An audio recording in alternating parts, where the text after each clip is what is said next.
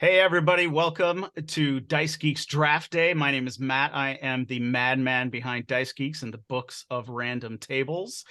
I am joined by Jake and Nudge, two guys from my gaming group, and we are going to do some exciting things. First off, Nudge is a science fiction author. He has written The Silver Mystic. You should check that book out. Jake is an amazing game designer, even though he hasn't finished the game yet, and that's mostly my fault. But we will get on to that hopefully in a secret project. High praise, yes, high praise. All right. So we are doing Draft Day, which is a game that Jake will explain to us right now. All right. So Draft Day is a game that people like to play during long drives, whether you're going on a road trip or on your way to a job site. The rules are pretty simple. We're each going to take turns picking our top five of a subject. If once somebody picks a choice, it is no longer available to anybody else. So if we're doing books and somebody picks Lord of the Rings, nobody else can pick Lord of the Rings. All right. Pretty simple rules. We're just going to take turns going back and forth. And we're going to roll a d20 to see who gets to go first.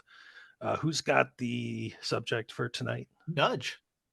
Yeah, so tonight we will be looking at Dungeons and Dragons 5th edition subclasses. So every subclass is on the table that is official material from Wizards of the Coast. This does include partner material from Taldore, for example, but no homebrew. But every other basically subclass that's in a book somewhere published by Wizards is on the table.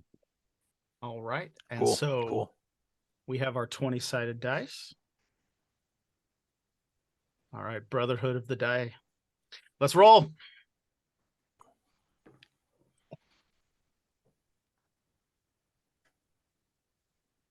I got a 21. I think that seems classic. Unlikely. I got an 18. Nice. I got a 3. All right. Cool. This is cool. And what did Jake get? I got a 12. A 12. All right. So that means I go first, but we're starting off in typical gaming fashion with Nudge always rolling terrible. So that is good. Yeah, that's why I normally cheat. Okay. That's what you got. Luck like mine. You got to resort to something. Yeah. Yeah. Yes. All right. So subclasses, D&D, 5e, our favorites. I'm going to go with Divination Wizard. That is my favorite. It may not be the best one. In fact, I think Chronergy Wizard or whatever totally makes it not playable or whatever, but who cares? I like Divination Wizard because I like Portent. Okay, that's basically all I'm gonna say. So I mean, it's like one of the most strongest mechanics in the whole game, I feel like. Potentially, yeah. Potentially. What's stronger? Well, whatever Jake's about to pick, I assume. No. It's just Portent can be game changing. It can also not be, if you portent a 7 to something that's got like a plus 12, you might not be changing much. But it is still a really cool mechanic. Is that the only reason you went Divination Wizard? Mainly. I do like wizards. Now, sadly, I think the highest I've ever gotten to play one is like level 6 because we always stop and jump to another campaign. But I do love the idea of Portent, not only because it is game changing. And I get it when you roll a 12 or you roll a 10 or something like that, or you roll an 8 or on your, because with Portent, you roll 2 20-sided dice and you bank those and you can substitute any roll for, during the session for those. But the times when I have rolled a 1 or I have rolled a nat 20 on the die and I am able to just right before that villain is going to act, I can just drop a nat 1 on their roll is awesome. And I love the flavor of the idea of kind of messing with time and reaching into the, you know, possible futures and stuff like that. I think that's just really fun for, you know, story mechanics and just flavor of the game. And I think Nudge, I remember a time you were GMing, and you had I think it was some assassin or something was attacking us, and like she came into the room and had the initiative and was going to hit us with something, and I threw down a nat 1 portent on it, and you made her like fall down and stuff like this. It was great. Yeah, well, and actually that's a good point. So I have no memory of that because I'm clearly a very good GM. But it sounds like something I would do. But it's cool because using it on initiative rolls. Can you use it on initiative rolls actually? No, I believe you it's a can't. skill or That's a ability skill check. checks or Gonna say, that would saving combat take throw, it. ability check. saving throws. Yeah. Okay. All right. No, it was the villain rolled really high on initiative, and so they were acting first. But then you But just I made them was able, screw up. Yeah. yep, I was able to get that first attack as a negative, you know, as a nat 1, and it was awesome actually. But you don't remember that at all? What was the campaign? Oh geez. You, well, you can't it remember. was Waterdeep. It was Waterdeep. Okay. Um, Oh yeah. I remember now. Yes, I remember. There was, that was yeah. that whole like plague, that plague one. Yes, the That's plague. right. The plague. That was a good one. Yeah. Why we were doing a plague campaign during a plague, I It was don't know, because it was a they couple. released it for free. So that's why. It's so listen, you work with what you got, all right? No, that's right. They did. Yeah, Wizards of the Coast released that one for free. So yeah. All right. Well, that was Divination Wizard. So that's off the table because I know both of you were clamoring to take Divination Wizard. Strongly. No, actually. All right, and it's Jake. So my first round pick is going to be the College of Creation Bard. The subclass reminds me of the Kingkiller Chronicles, with their animating performance, just being able to animate a boulder, and now you've got this rock flying around the battlefield that that you can use to attack your enemies. It's doesn't require concentration like most summons do. So you could animate a boulder and then summon a fairy, and now you've got people you're commanding around to just decimate the battlefield. But I think the real reason that the College of Creation Bard is my choice is the emotive potential, which is their bardic inspiration alteration, where it's not, oh yeah, you just get to add a d6. No, this one is depending on what you're using it for. If you're using it for a saving throw, or if you're using it to attack. Well, if you're using it to attack, you now are dealing thunder damage as well as whatever the attack was.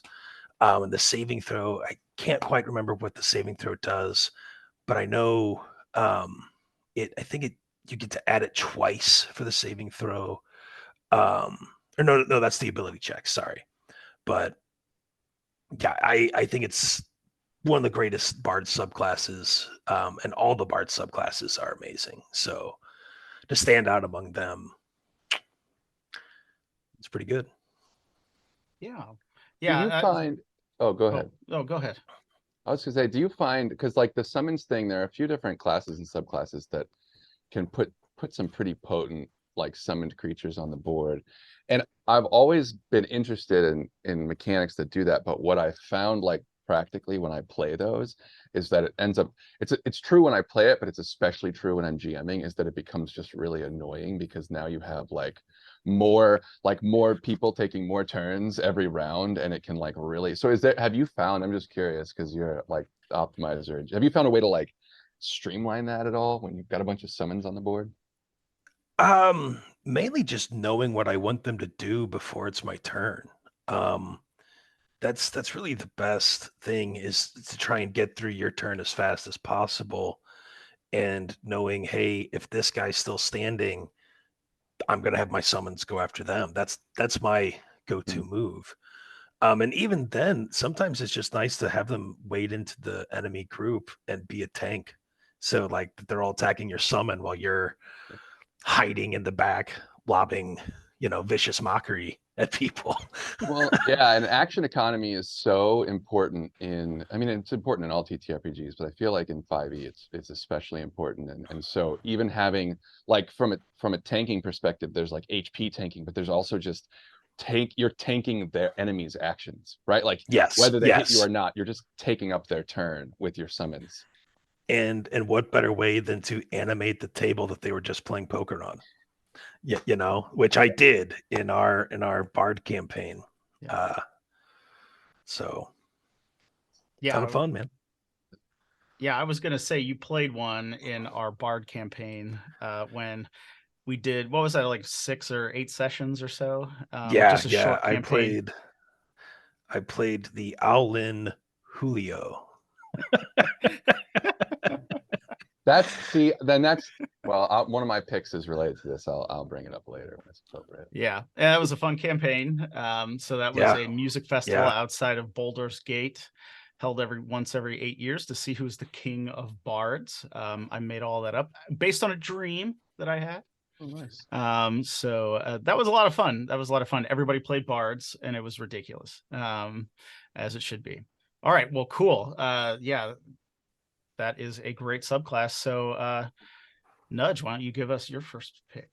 Well, I feel like it makes sense that Matt, you went with Wizard first, because it does seem like Wizard is your that's what you love, wizards in D&D, and I think Jake, you love either bards or warlocks, so I feel appropriate that you went with a bard here. So I'll keep up with that as well and go with my favorite class, which is sorcerer, and the subclass is wild magic. And I know it's sort of like the basic choice. It's in the player's handbook. It's not really, but it's just, I mean, people talk a lot about the very small chance of destroying your whole party with a fireball like at level 2, which is totally a thing that can happen. But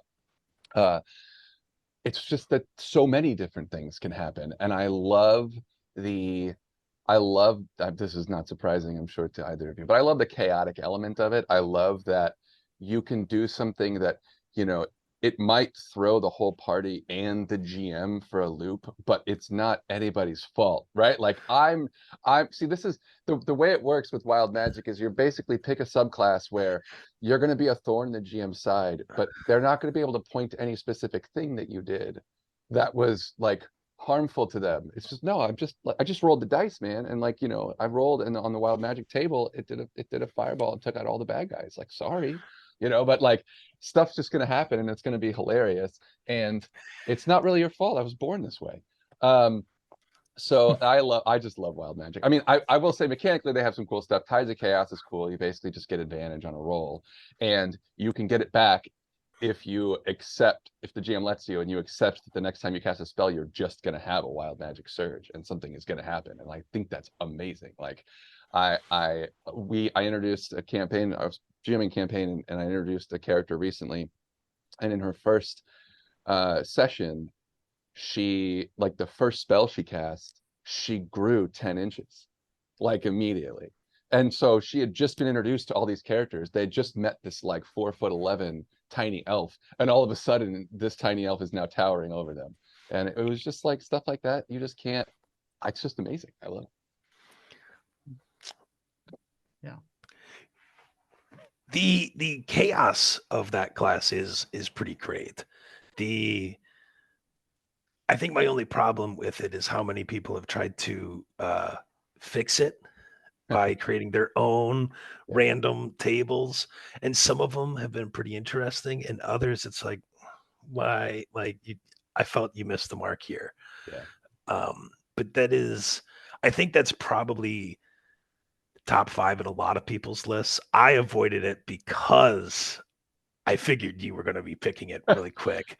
Yeah, well, yeah, so yeah, I figured you would go wild magic as well, because you're usually a wild magic sorcerer when we play. I've only played a wild magic sorcerer once. Oh yeah? It was just the longest. It was in the other campaign, the campaign that went into the Fae, and I was introduced. Remember, Yeah. and that's the best thing is I made her an Eladrin Fae elf, so she was like already Fae and sort of known, for being, kind of, chaotic, and so I just leaned into it as far as I could, and it was a blast. Yeah. No, that's great. And and you also like derailing sessions sometimes, so that just goes right along with that. It's always accidental, but it's always fun. I don't know about the first part, but the last part is usually 99% is usually fun, but I don't know if it's an accident all the time. All right, so we're on to round 2, I guess, then. So we got our first round picks taken, and we're on to round 2. So some cool stuff is off the table. Since I went first, obviously I'm going right now. I guess since I'm going first, if this was like in sports, this means I did the worst last time or whatever, right? Isn't that how sports draft works? Like I was the worst team before, so now I get to go first or something. Yeah. Well, that makes sense. But now that's why you made sense. That makes sense why you picked the divination wizard. That'll never happen again because you'll see it coming. Yeah, exactly. Yeah, I actually used portent when I rolled, so there you go. So my second round pick, I am actually going to go with Oath of the Ancients Paladin. And you guys probably didn't see this one coming. I only got to play one time, and I really enjoyed the flavor of the Oath of the Ancients Paladin. I really like the idea of kind of like the old gods, kind of like that Celtic Welsh kind of mythology feel to it. Really like that. And then, I mean, just some of the powers are like, ridiculous, like the auras and, summon greater steed when I was riding around on my giant elk, was fantastic. So you can literally live forever. Yeah. It's like one of the subclass features is you just age. You don't suffer any drawbacks of aging. Yeah. It's like, oh, yeah, cool. So yeah, you get the old gods kind of feel in there, and you can also mix in a bit of Highlander as well. So, it's just really cool. Yeah. So yeah, I love that one too. It's on my list. It was actually one of the first D&D characters I ever played. Was an Oath of the Ancients Paladin. And yeah, it's kind of like a druid, but you can wear metal armor. That's nice. Yeah. I know the Oath of Ancients Paladin we had in our Strahd campaign did a lot of the heavy lifting. That was Jacob's character. He played the Oath of Ancients Paladin. And she was actually very instrumental to some of the saves that that kept us alive from various spells and various things going on. So that was plus I forget what he named that horse. Was it Henry or it was something? Oh, it was Derek for some ridiculous Derek. Yeah, he named his horse Derek. But yeah, instrumental part of the group, kept us all alive, was protecting me while I was in the gullet of Cthulhu. Cthulhu? No, it was a Kraken. It was a Kraken. Yeah, the Kraken swallowed you. I killed Cthulhu. You're jamming well when your players have headcanon of your campaign. Like, that's good. That's nice. And everybody watching this, the hordes of people who will watch this video are wondering why there was a Kraken in Curse of Strahd. Don't worry about it, man. It wasn't even my fault this time. No, it wasn't. No, that was another chaotic person's fault. No, I think you're mixing things up. You had to fight Dagon because of what another player did. It was all his fault. Yeah. It was all Josiah's fault. And then I guess the Kraken was my fault because I gave in and let you level up too much, so I had to throw a Kraken in there.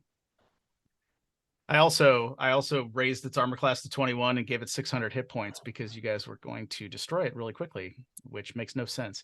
But that made it a really good fight. So yeah, you got swallowed. It was. Awesome. It was really fun. Yeah. All right. So that was my second one. So Jake. My first round pick is Second On the round pick. opposite end of the spectrum, well, yeah, my second round pick. I went with the Undead Warlock.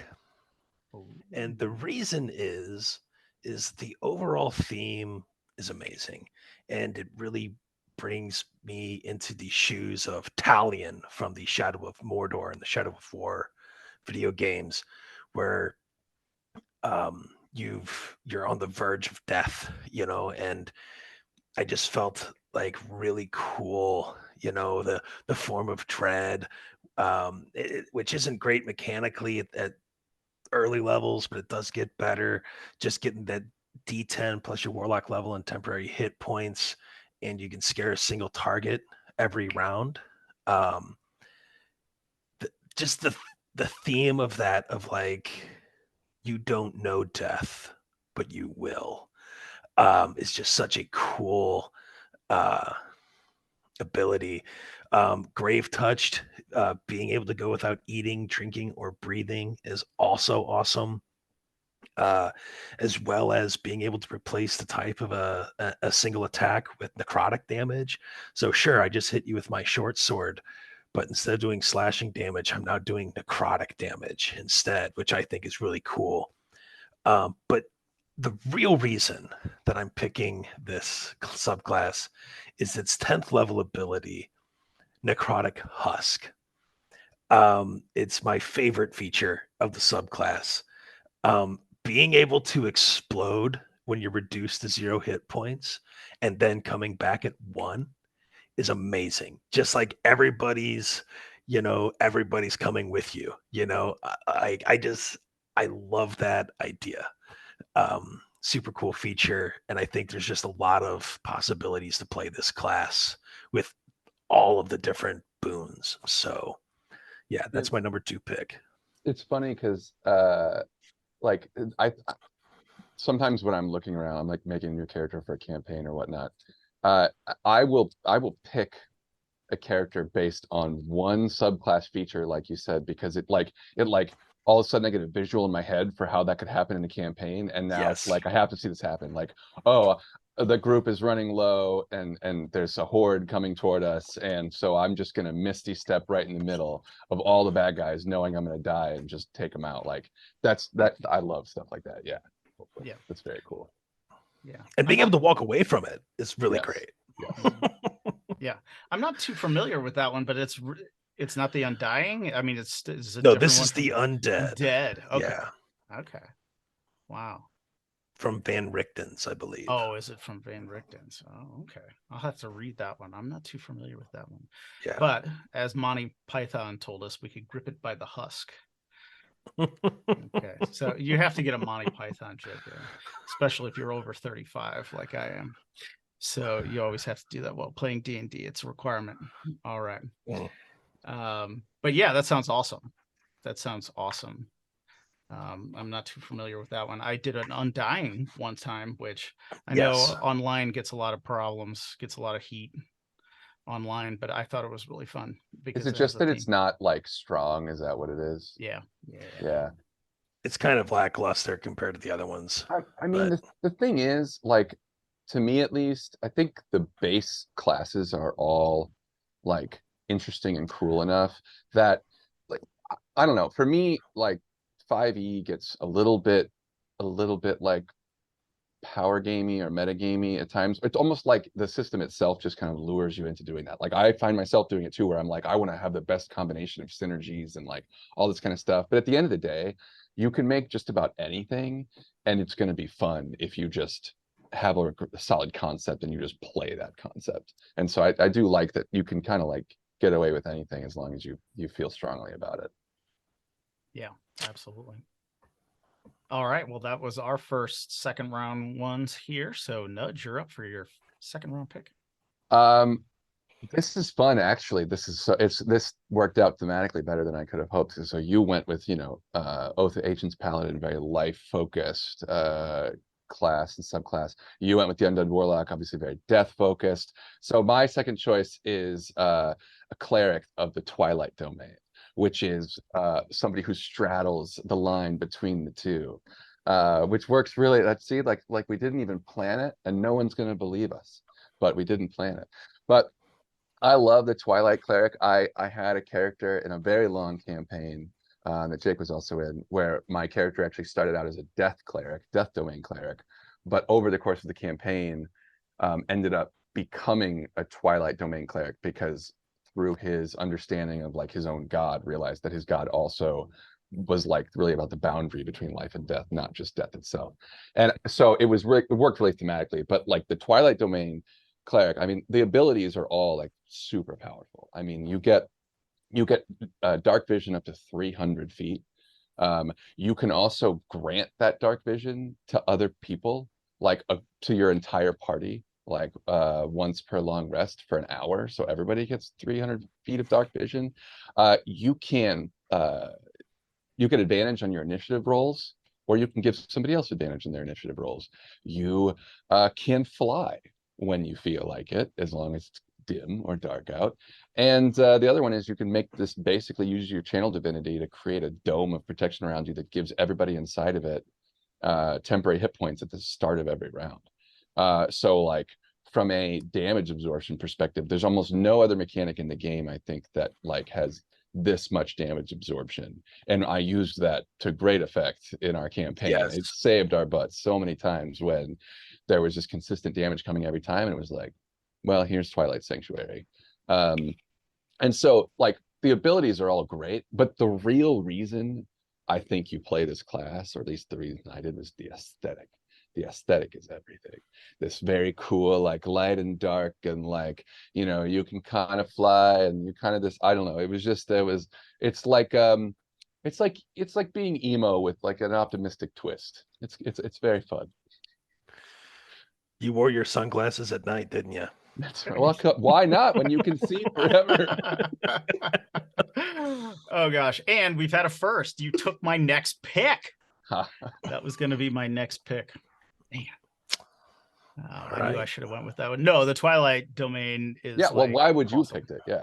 Yeah. Oh, well, it's awesome, right? The flying, you get to fly in like dim light. I mean, like, what? Well, and when you cast your Twilight Sanctuary, it automatically produces dim light, which means that even in the broad light of day, you could do that first, and then you can still fly.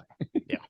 Yeah. I mean, it's an awesome subclass. And before some of the new rules, right? You get is it heavy armor first level? I mean, it's just amazing. So I was, one of the reasons I love clerics, and Twilight is no exception, is that you can serve any like role in the party as needed. If you need to be the healer, you can do that. If you need to be the tank, you can do that. If you need to be putting out massive damage, you can do that too. And I just think that like Twilight Domain is like the peak cleric, really. Absolutely, I agree. All right, well, let's go on to round number 3, and I will start off. I'm going to go with an old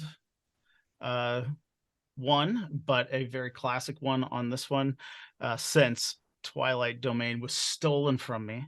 I will go with the Thief, the subclass of the Thief, because it is classic. It is very simple. It is one of those subclasses where it is very simple, very straightforward. You can kind of master it pretty quickly and read through it. So it's good if you are tired of, keeping track of spells or anything like that. You can just pick the Thief, and you are automatically very helpful to the party. And you also add a lot of, potential for story and things right there. And if you do want a little magic, if you just grab a magic initiate feat, find familiar, or maybe even magic missile, and a couple cantrips go really well just to have a little bit of magic, and you are still kind of an awesome thief. So well, and they get to use, like, they're the ones that can use any magic item regardless of attunement requirements, right? Because that is correct. Which they are a thief. Yeah. Yep.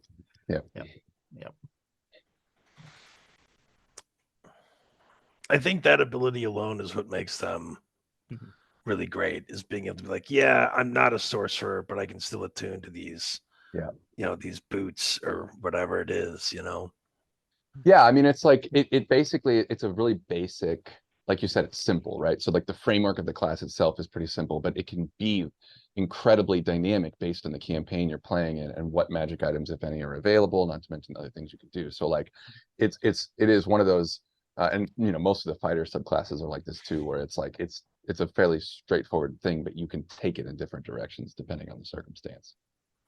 Absolutely. All right, Jake. All right.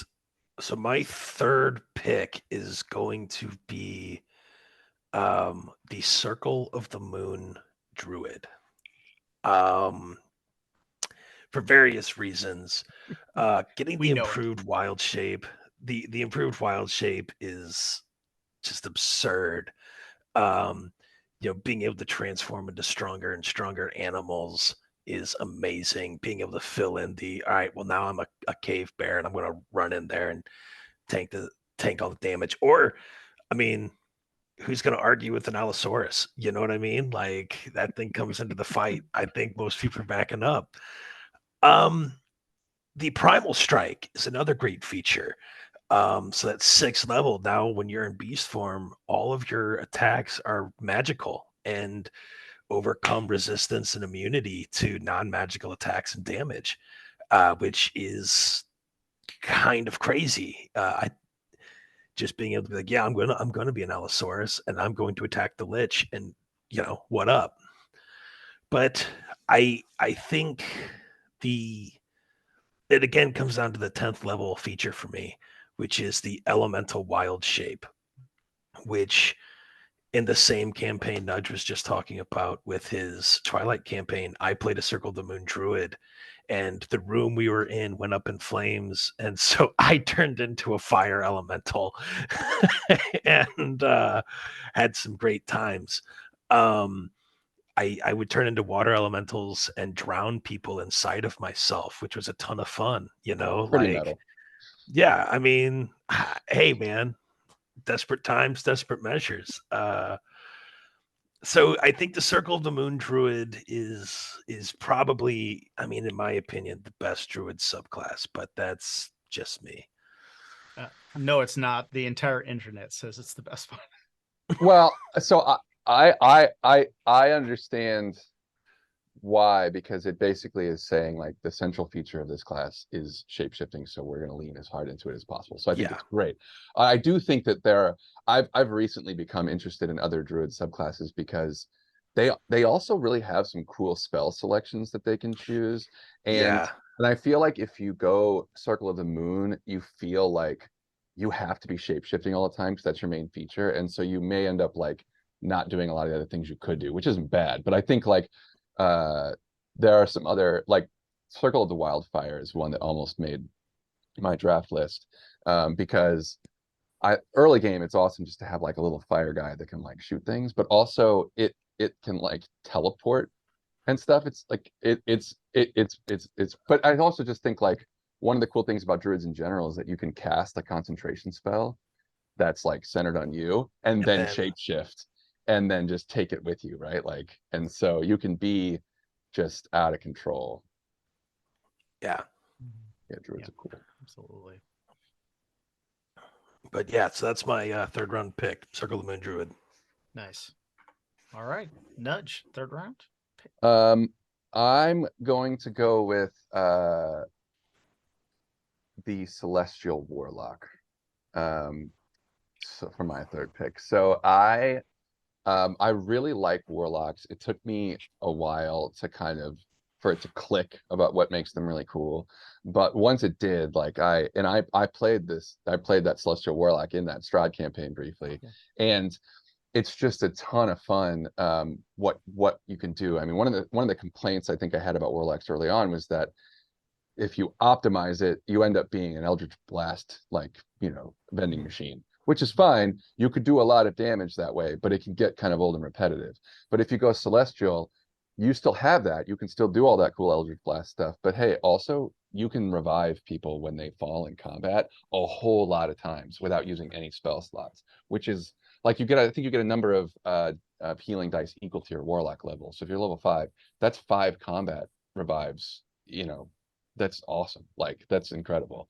And so being able to kind of like you know, I guess this is a theme for me, but like going back and forth between like doing damage, but then being able to fill multiple roles. I love kind of being able to be flexible like that. And I think the Celestial with the increased spells that they get access to, and then also just their ordinary healing is just really cool. It's great flavor. Yeah, I enjoyed that character. I think your patron was like a unicorn or something. Yeah, Kieran. Yeah, Oh yeah. which saves me as an orphan. Of course, I had to be an orphan. I Of mean, course. that's kind of a prerequisite when you're playing a tabletop RPG. Someone has to be the orphan. Yeah. Yeah, you have to be an orphan. Everybody's families are dead. They're all dead. Yeah, They're all dead. yeah. It's so the game master can't hold anything over your head, right? That's what I just thought it was so that we could all feel tragic. Yeah, well, yeah, but yeah. That's so you can be edgy. And So cool. you can be edgy. That's the normal one, but the secret one is then the GM can't hold your family hostage or something like that. Yeah. Until he brings them back from the dead. Yeah, You weren't an orphan the whole time. You find out they're resurrected. Yeah, you were abandoned. Even worse. Oh gosh. All right. So on to round 4. I will kick it off, and actually we will just continue with the warlock theme, and I'm going to go the genie warlock. I've only played this one in 2 sessions so far, and I'm really sad that campaign has been paused because this was really awesome. And it's really not even here's the thing with this one. It's really not even any of their abilities. It's just the story flavor of it's a genie and that's your patron is like awesome. Like, you know, being able to go in the bottle and do stuff. I mean, that's fine, but like that your patron's a genie is just awesome. And I love that. Well, I mean, yeah, that is a really cool concept, but I do think a lot of their features are really awesome. You know, the limited wish, being able to replicate any spell. I think that's under 5th level or maybe it's 6th. Is really, really awesome. Yeah. And the fact that they actually get wish as one of their arcanum choices, where none of the other warlocks get wish. And I think that's really cool, is to have a warlock who can be like, yeah, I can cast wish once. You know what I mean? I think that's really interesting. Yeah. Well, I mean, and if they didn't come up with some way to give the genie warlock access to wish, then it would have been a huge missed opportunity. They had to do it. I mean, genie warlock. They have to do wish. Yeah. Like the whole thing. Yeah. That seems like that would have been like the first discussion in the design room would have been like, it would have been great wish if they'd included a mechanic where if somebody else is making the wish, you can, if you use the mechanic for them, then it can be higher level or something, right? So it's like if you're using your magic to fuel somebody else's desire, then all of a sudden it's better. I mean, yeah. But I'll submit my resume to Wizards later. Another thing that I really like. Yeah, of course. Another thing that I really love about the genie warlock, though, is being able to choose what kind of genie. Are you the Dao, the Jinn, the Ifriti? You know, I think that's really cool, and having your spell list actually change depending on your patron is really, really cool too. Yeah, it's a great pick for a Genasi, I feel like, too, right? Flavor wise. Oh yeah. My grandpa. My grandpa's my patron, and every now and then he gives me some cool stuff. Also, the fire, really cool. The fire genie, the Ifriti patron is also great for a pyromaniac kobold. So that's really good. Yeah. Not that sufficiently supple.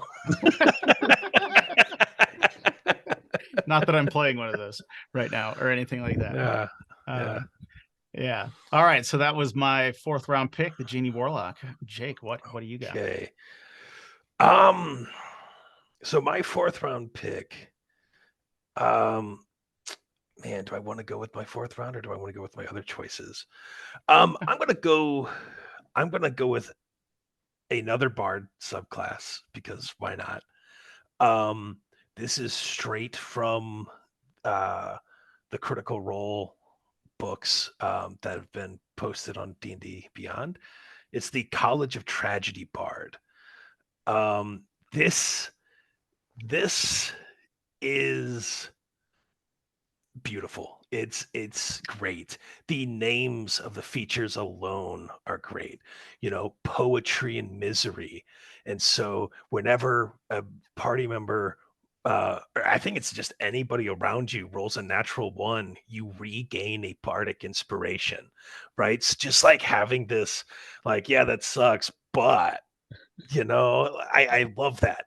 The sorrowful fate is another crazy feature where you can change the saving throw of an allied spell to charisma instead of whatever it actually is. So, like, oh, but the saving throw would be strength, but now it's charisma. And if the target fails, they take extra psychic damage equal to your bardic die on top of whatever they take from the spell. And if they die within a minute, they're magically compelled to utter darkly poetic final words. It just okay. And then like you've got impending misfortune, where you can take a +10 to your next roll. However, your next roll after that takes a -10. So I really love that for that real big, like we said, the sacrifice for the party. You know, you can do I'm gonna hit him, but I'm gonna fail my save. You know, and I think that's just I don't know the guy that was behind that subclass, but it was great. Just reading it and trying to figure out like how I would use those features was amazing. I Yeah, I think it's a really cool like this is the second one because Twilight Domain Cleric is kind of the same deal. Like it feels like there are definitely some subclasses that are all about being an edge lord, but being more of like an innocuous edge lord, you know? yeah. Like is it gonna be like as annoying to the whole party, like brings enough utility that like will deal with your extra with being extra because you're so valuable. I think that's really fun. Yeah. Yeah. Yeah.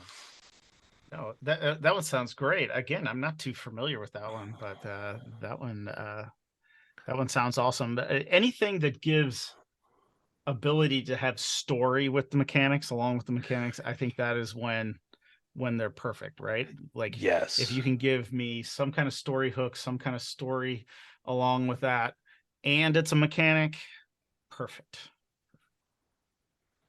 Yeah. All right, Nudge, your fourth round pick. Well, you should appreciate this one, Matt. I went with Order of the Scribes Wizard. Okay, yeah. So I don't really I've never really been that interested in wizards like at all. This was the only which is weird because I'm really interested in the magic classes, but the you know I'm all about like the subclass features. Like I love the like unique mechanics, and it feels like with most wizards, it's really just like you just get all the best spells. And so like and there's a little bit of flavor, but it doesn't vary that much between each kind. But what I love about the Order of the Scribes is it's just like the wizardest wizard. Like you're just about, you can get spells into your spell book way faster and way cheaper than any other wizard out there, no matter what school it's from. You can swap damage types based on spells in your book that are the same level. So for example, all a spell has to mention is a damage type, and you're able to swap a different spell for it. So for example, if you get Fireball as a third level spell and you get Intellect Fortress, now you can do a Psychic Fireball, which is awesome. I don't know when you would ever need to do that, but I don't really care because it's awesome. Like, When don't you? exactly. Like, why not? It's free too. Like, there's no resource. You don't need a resource to do it. You can just make it. And there Yeah. are several spells you can get along the way that have, like, Dragon's Breath, for example. You get to choose when you cast it what damage type it is. But now you have that in your spell book. It has all the damage types listed. So now whatever other spells, do you want to do catapult, but you want to make it do acid damage? Yep, you can do that. Or whatever. Like, it's just really cool and versatile. And I mean, it's not damage resistances and immunities aren't like such a huge feature of D&D. I feel like it doesn't come into play all that often, but when it does, it can be really helpful to just be able to change things on the fly.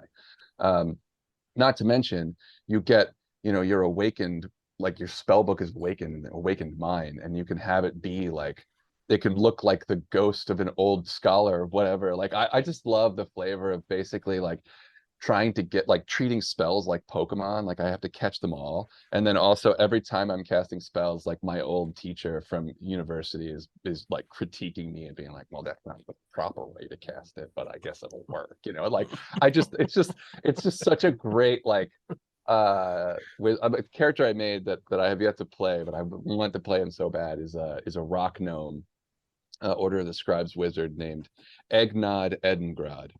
And he's just a grumpy old man, and you know, I just can't wait to, it just seems so fun to play.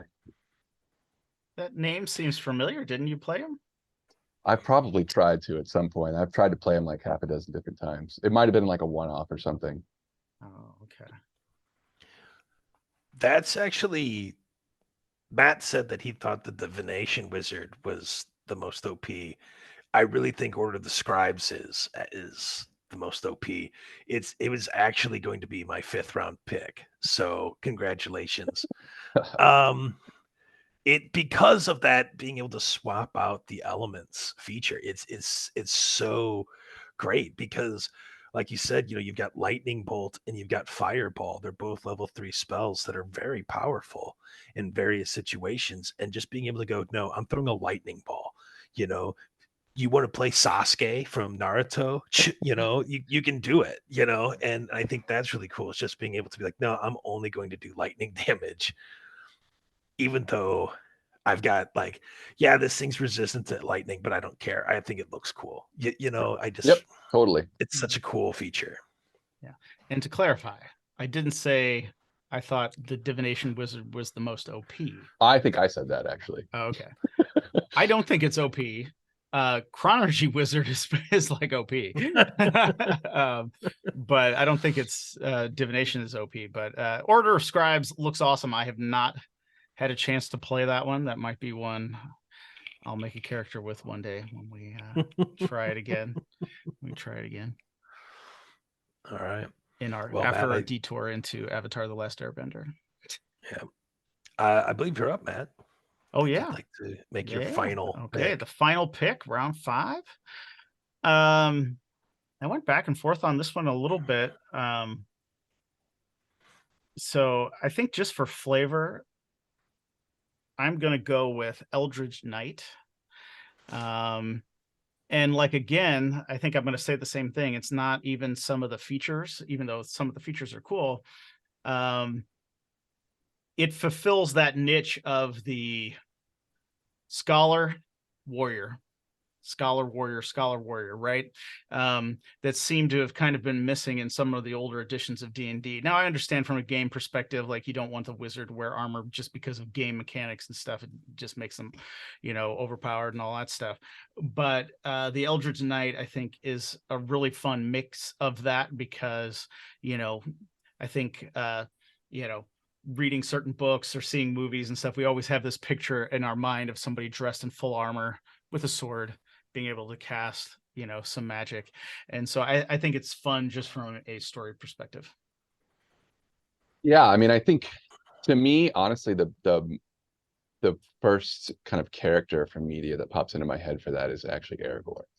And I know Aragorn doesn't ever actually cast like magic per se, but he often, there are things about him that feel kind of supernatural. His ability to hide, his ability to heal and find, you know, find stuff and all this kind of stuff that like feels like something a normal person wouldn't be able to do. It feels Eldritch Knighty, and I always love that too, because I love that, what I think they call it, Gish.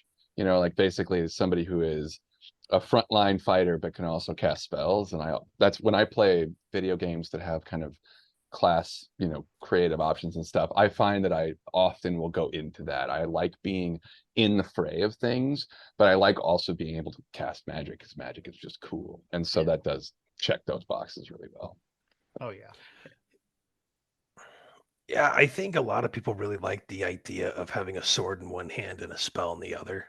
Mhm. And just being able to wade in, you're cutting people down, and then oh, their friends are coming, flaming hands. It's a really cool concept. But I think the Eldritch Knight, one of my favorite features of that is them being able to summon their blade. Just Oh like yeah. like yeah, sure, you can hold on to my sword.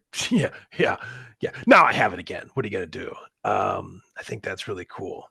Uh, Yeah, I accidentally in a campaign I ran, I gave the characters like custom magic items that just they were supposed to just have abilities that were like flavor, right? But the Eldritch Knight, his magic item was a sword. It was a +1 sword, but that if he stuck it into stone, he could stick it into any solid surface and it would stick there, and he was the only person that could remove it, right? So it's kind of like a sword in the stone, like Arthurian legend twist.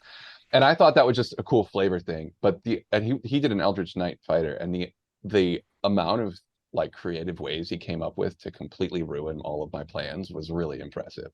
Like just like climbing, using it as like a climbing pitten. You can climb now, and then he can just summon it whenever he wants, and like do all this stuff. And like I don't know, it was very creative. It was really cool. Yeah. And I used it in one kind of short couple sessions that you ran, yes, Nudge, yes. and we were all captured and our weapons were taken, and I was just like, great sword is back in my hand. Yeah, Yeah. Yeah, that was as a awesome. That is a great ability. yeah. Yeah, absolutely. All right, so that was my 5th round pick.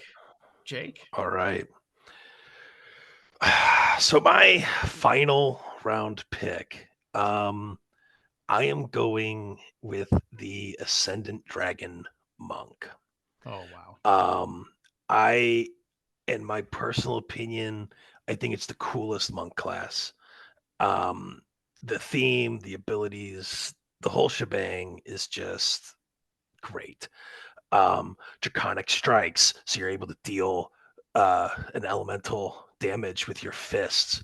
So you can probe enemies for resistances and weaknesses, and then be like, "Oh, hey, the fire didn't work." Like use something else, and then you're saving your party spell slots, right? Um, being able to uh, get some dragon breath weapons, it just screams Dovahkiin for me. And you guys both know I've dumped countless hours into Skyrim. Um, this class I really feel kind of embodies that. The wings unfurled, you get a flying speed for a brief amount of time, which is amazing. And then the aspects of the worm, you can scare people around you and grant resistance to your allies to a single element. So, oh, we're fighting some fire elementals. Well, guess what, everybody? You're going to shrug off a lot of his attacks. It's so cool. Um, and it's the closest thing I've seen to being able to Fusro somebody in D&D. So that's my final round pick.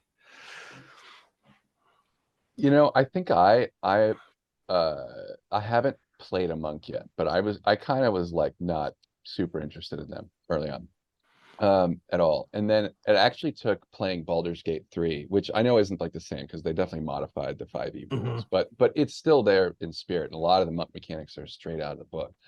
And it took me actually playing one in that game before I was like, wow, this is super good utility. Like to have a monk in your party, a monk of any flavor, honestly. Like just Yes, like yes. Stunning Strike is one of those things that will go so far for you in a party, right? If you can take Hmm. away enemy turns like reliably, that's incredibly useful. And then Yeah. all the monk sub like classes just add extra stuff you can do. And so it really does feel like a martial class that has an insane amount of versatility. And yeah, the dragon stuff is awesome. Yeah. I as well have never played a monk. But that subclass when I had read it sounded really awesome as well. Yeah. Yeah. But what really drew me to it was a player of mine played an Ascended Dragon Monk. And watching him do some things, he was playing this goblin uh, who had been taken in by an order. And just him putting himself in situations to where he could, pull attention away from another party member, you know, like I'm the bigger threat, come look at me, and then that party member can get out of dodge because, you know, they just got waylaid by 6 people. And just watching some of the things he did with it was really interesting. And so that's why it had to be one of my picks. That's where dungeon masters and game masters get their favorite characters, is watching some other person play it and go, oh my gosh, I didn't realize how awesome that was. Oh man, I didn't know you could do that. I gotta kill that character off quick so that they won't know that I copied it for my next campaign. Yeah, absolutely. So I'll have some ideas when I'm playing next. Absolutely. All right, that was awesome. All right, Nudge, the final. I'm torn here. I'm glad you picked a monk one because that was one of the ones I had. But I'm torn between. I'm gonna go with Oath of. So I'm torn between College of Eloquence Bard and Oath of Conquest Paladin. Oh, you got to go Bard. Yeah, so you got to go Bard. Yeah, Never go full Bard. The thing about, and I think this is a trend too, like the wizard subclass I picked is sort of like how I described the wizardliest of all the wizards. This feels like the bardiest of all bards, right? Like it is all about speech. It is all about your like saying the right thing at the right time. And I mean, to me, it seems also just incredibly powerful that at level 3, you can't roll lower than like it's like a 15 or something, like after your proficiency, like because you get to treat any roll 9 or lower as a 10. So your minimum die roll is a 10 plus your proficiency plus your skill, or plus your charisma modifier. And then, you know, when you're like level 8 or something, you're talking about, and you know, bards get the like expertise thing, right? So then you get expertise on persuasion and deception, and all of a sudden your minimum roll is 21. Like you can't roll lower than a 21. It's like out of control. So but obviously like that the utility of that is very dependent on what kind of campaign you're in, because if you're in a dungeon crawl campaign, you're going to find that really doesn't help you a whole lot. Yeah. But if there's a campaign where you need a face of the party, that face is the faciest of all faces. I will say though, one of the things that could really help you out with the dungeon crawl is their bardic inspiration, and how if you still fail even after the bardic inspiration, you don't lose it, which is a great feature, is just being able to be like, all right, we'll try better next time, you know, and being able to kind of, you know, build up to where you can actually succeed. It doesn't look like it's, you know, limited to just one extra turn. It's basically like if I give you a bardic inspiration die, you get to keep using it until you succeed. Yeah. And then it's gone. And like that, the economy of that is ridiculous because it makes their strongest feature go that much harder. Yes. It is so good. I mean, that's so in that rap, that when I was going to play in the rap battle campaign too, the Battle of the Bands campaign. And I made the character specifically for it, didn't get to play, but I was so bummed because I made Ebedeb, the College of Eloquence bard, who just had a very striking, it's completely coincidental, striking similarity to the musician Eminem. But and his whole thing was rap battles, and like you know, I love that concept too, of just like being able to do diss tracks on your enemies during combat is just fantastic. What's his real name? Martian Matthews or something. Marshall. Martian's pretty funny, actually. Martian. No, that's a great pick. That's a great pick. I don't think. Yeah, you were going to play that in our Bard campaign, but I don't think anybody has played that yet. Or did somebody else play that one? Jacobs played one. Oh, that's right. I thought he actually went with Eloquence as well, but he didn't make the full campaign either. Oh, he might have gone Glamour. I don't remember. I think he was which Glamour. one he went with. Was he Glamour? But he did make a Eloquence Bard. I just don't remember if it was for that campaign or something else. Okay. But my other choice was Oath of Conquest, but it's really just because it's like being an edgelord but following the rules at the same time, which I think is a very interesting thing. Nice. Okay. Well, we got you down the edgelord types. Okay. All right. Well, guys, that was awesome. Any other final thoughts? Did any of the picks surprise you guys? Um, I know mine were all basic. I think it's pretty interesting how many of these are from the player's handbook, right? Like I think that speaks to the core the core functionality of the game as being as strong as it is. Yeah. That so many, like a lot of the extra stuff's cool, but like at its core, you could go with just player handbook subclasses and still never really exhaust how much fun it can be. yeah, that is a big thing. I think I don't think the only one of mine that came from the player's handbook though was Moon Druid. Yeah, All of well, mine were you're not as basic as Matt and I guess. yeah, I know. Or you're a little more extra. It just takes more. Yeah, well, you're a rules monster, so you got everything. I mean, Seen everything. You've seen it I all. wouldn't say rules monster. I mean, That's not like kinda hurtful. Well, it depends contextually. Not like there a are rules times. lawyer who's like a jerk. You're like a rules monster, like Cookie Monster. Like you eat all the rules. Like you just have all the rules. You have all the books. You have all the stuff. I'm a rules public defender. I will say it's always really great to have you in a group when I'm GMing, Jake, because I feel like I don't have to know the rules that well Oh yeah, absolutely. to whatever system I'm playing, because I can just be like, Jake, is that right? How do we do this? And then I can just like let you deal with that. And then when the player gets mad about the rule, I can be like, sorry, Jake said it was a rule. Yeah, It well, works out very well. yeah.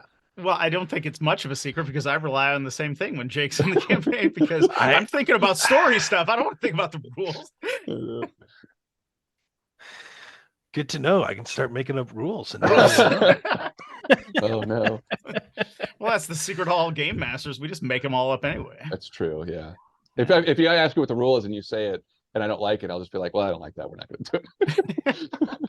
That doesn't sound right. We'll just do it my way for right now. Yeah. All right, guys. Well, this was a lot of fun. Thank you so Yeah. much for joining. Depending on views and time and stuff like that, we may do it again. So if anybody out there who has watched this and enjoy it, give this video a thumbs up and, subscribe to Dicegeeks YouTube channel. Let us know that you like this format, and I'm sure we're going to try it at least a couple more times, but we'll see how it goes. And yeah, I had a lot of fun. Thank you, Jake. Thank you, Nudge. And No problem. yeah, we'll catch you guys later. Peace All out. right.